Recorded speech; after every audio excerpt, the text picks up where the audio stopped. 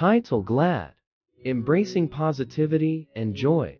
Meaning: today, we're exploring the word ɡlæd. ɡlæd is an adjective that describes a feeling of happiness, pleasure, or contentment. It's a term that embodies positive emotions. Pronunciation: pronouncing ɡlæd is simple ɡlæd, with a soft G and a short A. Use in a sentence.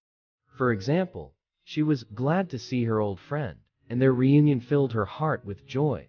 Importance: gladness is an essential emotion that brings light to our lives, reminds us of the good moments, and encourages a positive outlook. Conclusion: in summary, ɡlæd is a word that represents the beauty of happiness and the warmth of positive emotions. Thanks for joining us today on your channel name. If you found this information helpful, please give it a thumbs up. And don't forget to subscribe for more educational and informative content. Stay tuned for our next word exploration.